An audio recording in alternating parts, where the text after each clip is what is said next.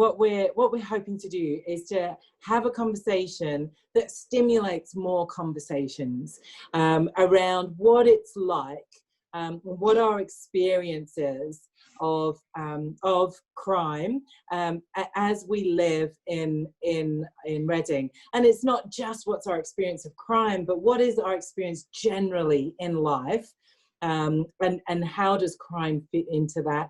And also, just like what Kelly has just been sharing, the idea is that we get to a place of what could make things better. What are some of the things? What's some of the hope that we can find even now as we look around ourselves, as we look at the current situation, and the things that we have, the dreams and the aspirations that we have for our community, for our place, for each other, for young people. What are the things that maybe we can actually start thinking about and planning for, and taking action that would actually make a difference in our community for our young people? As I say, I grew up on estates, predominantly in West London, and then Northwest London, up until my early teens before I moved to Berkshire. And again, the area I moved to in Berkshire was very much estates. You know, sometimes when I go into estates and I see stuff, it almost brings me back to childhood, and I say it's just estate life. The sense that I get when you go in, you can almost see a structure. You know, young people are very inquisitive. So when we're about and they're getting to know us, they're very inquisitive, but you always have the few that's kind of skeptical. Especially when we're talking around certain topics. What we find as well is, you know, we notice certain older individuals maybe going off, ushering the younger ones away. Now, for me, it'd be an assumption to do so, and it may not be anything to do with county lines, but for me, there's usually as I said, 90% of times there's something behind that.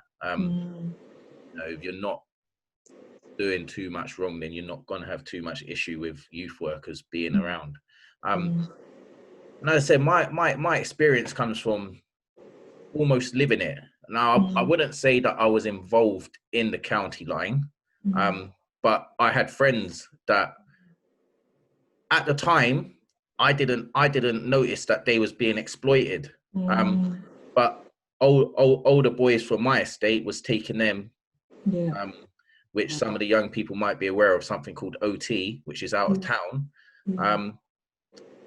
And they'd be up there for weeks at a time. And I thought it was cool. I'd go join them, not for weeks, but I'll go join them on the weekend, oblivious to what was actually going on. And as I said, this was a good 20 years ago. So there isn't nothing new, and the structure and the way it's run isn't any different to how it was back then. It was an older, more recognized person from the estate that we all looked up to, because he drove the nicest car, he had the respect, he had a nice watch, he had nice clothes. And when I think back to my friends that he targeted, it was vulnerable. It was vulnerable. It was the vulnerable ones. Myself being that, which is why I was happy to go up there, but I wasn't full time in it because I was very much engaged in school. Gee, that's really helpful, Paul. What words would you use to describe your experience of life in Reading? So, what words would you use to describe? Now, Deborah doesn't live in Reading, but you've visited once or twice, so you can contribute too. So what words would you use to describe your experience in Reading? Let's just blast the chat. And Anika, over to you to sort of, to read out whatever's there. I've got busy, calm, friendly, good for food, rewarding, diverse, inclusive, mostly safe, informative. What are some things that you appreciate about living in Reading? Now then, now that I've focused on that, you might be thinking, oh, that's what I was doing for the first question. So if that is what you're thinking, and you've got some other things that you want that maybe aren't so positive, then feel free to put those in as well. We do want to build a picture, a complete picture of how people feel and experience Reading. So we've got the River Thames and the Reading Festival, all the adults that are always there to help me, the vibrancy of the town. The restaurant down the river in the Oracle. Helpfulness, the Oracle. Yeah.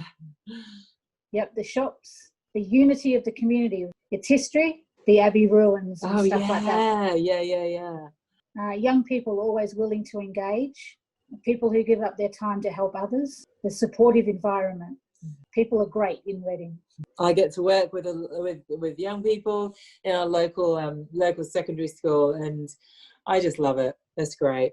We've got some really great young people in our community, and young people who are who maybe have like heaps of struggles, and despite all of that, they're just amazing, and they power through. They turn up. They work hard. It's just fantastic. I love it. Kindness. The never giving up feeling all around. That was awesome. We live in a pretty cool place. Because of the incidents that happened earlier this year, when a couple of people were attacked, has that brought a fear into the community, or do you think it's brought more of a we need to work together and overcome those kinds of things? It's given some fear into the community, but many people also want to work together to stop the incidents. Because ultimately, I believe it's made us stronger. It's brought more awareness in the community. Yeah. Isn't that brilliant? Yeah. Awareness of what, Lily? How we can support each other. Yeah, that's great. That's great. So you have everything, unlimited resources.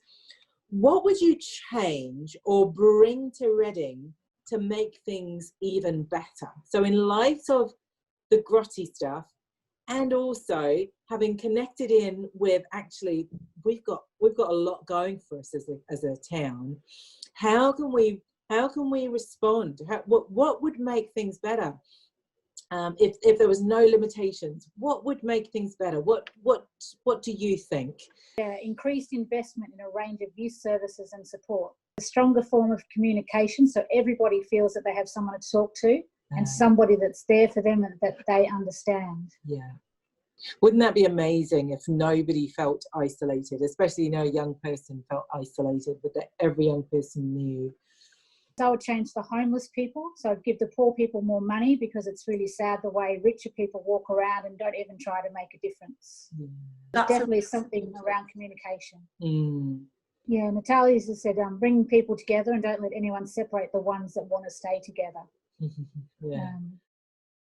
A good point about the method, because I was on a call the other day where they were talking about, the types of social media that young people use. They didn't use Facebook anymore. Someone was saying it's more different chat forms, and what do young people use in terms of communication? I'd be really interested to know. Yeah, so that's a response to the question about connecting and communicating, making sure communication is strong. What do people feel? How do people feel that would work? What ways can we do that? I believe in terms of how we do it, the methods. I think you just need more people that's accessible to young people. We go out and we do detached. And we've come across people that 21, 22, and they talk about things being different for their siblings, because when they was growing up, they had a youth worker. Whereas now, it's few and far between. But yeah, I just think the more presence of youth worker, and I also think a bigger don't know how to word it.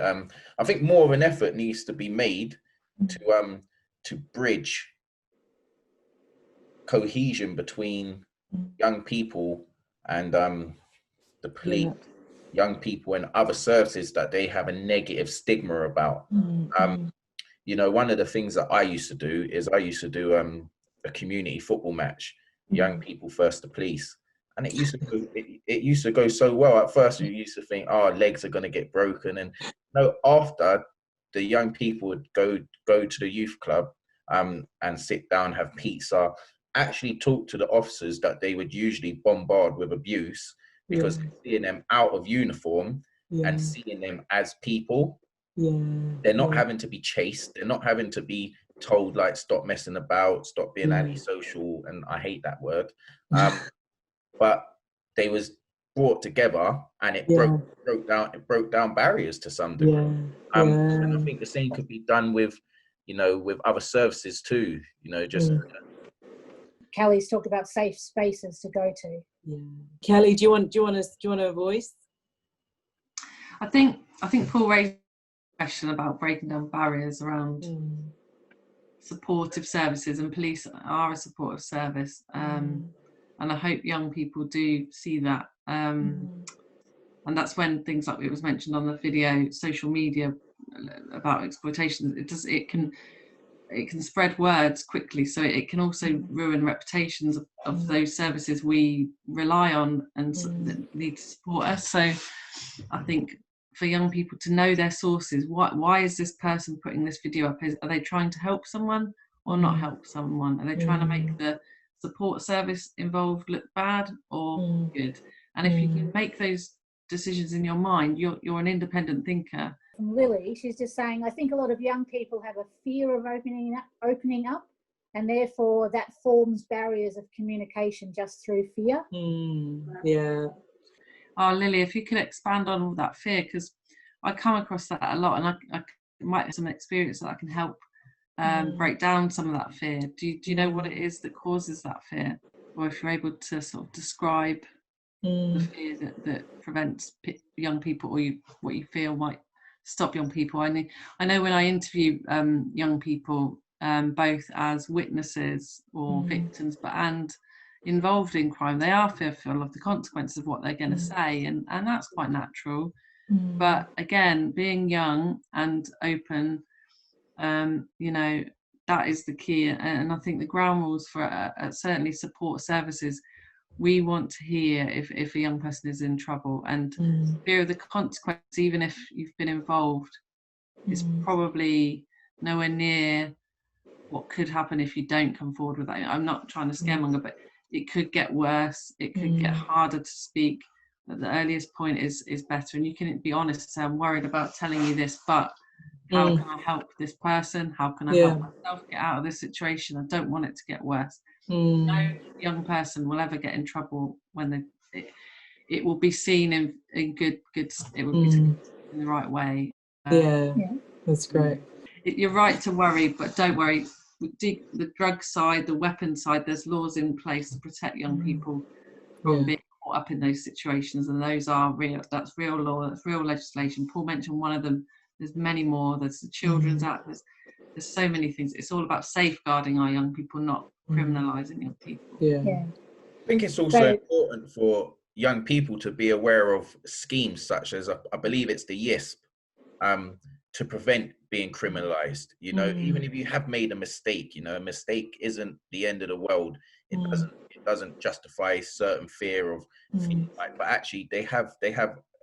As I said, I'm not 100% sure if it is called the YISP, but that's one of the schemes that they've got, which prevents criminalisation and looks at more the intervention rather than to get into trouble. So, you know, whether the fear is justified or not, maybe the communication needs to start with us to make young people more aware of these things. That's great. Thank you. Anika? Yeah, so Lily's just said, for example, police are sometimes seen as people that only deal with crime or are only there to deal with negative issues, but they aren't just there for that. They're also here for our protection and to help us.